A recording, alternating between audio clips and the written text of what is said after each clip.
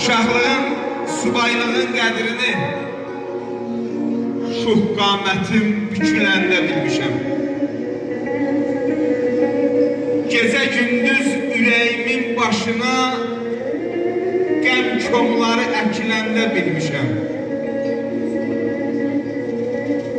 İncimişəm neçə dostdan, tanışdan. Dağlar, daşlar zara gəlib ahımdan. Şan şöhrətin mənasını qapından dost ayağı kəsiləndə bilmişəm. Dost ayağı kəsiləndə bilmişəm. Mən də ehtiram Məmmədov olaraq arz edirəm. Məmmədovlar ailəsinə həmişə xeyir işlər verir. Allah sana da var eylesin.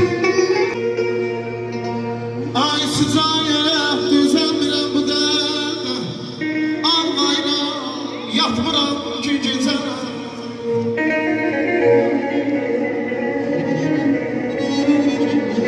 Düz 60.000 göz gözələ yara, balda elə qisasımı gözlərimdən almışam.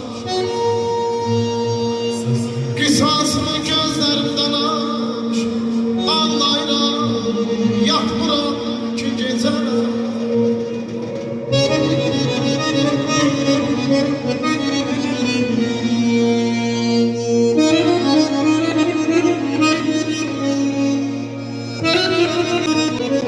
Talih tərəqqidən sarsa insanı, atılıb düşməyin nə mənası var? Bir bulaq ki öz dibindən quruya, 100 yerdən eşməyin nə mənası var?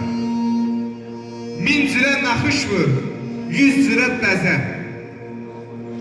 Sabah köhnələcək bugünkü təzə. Allah'ın hökmünlə bağlanan gözə, qızıldan çeşməyin nə mənası var? Bir el məsəlin, gəl eşit sən də. Daş düşər qürbətə, yük əyləndə, sərdən şeş istəyib yekilər verəndə, atmağın bir də nə mənası var? Məndə qocalacaq fani dünya, lağa qoyacaqlar sözümü bir gün. Anam ey, mənə tərə baxan yarım, gəncəsinə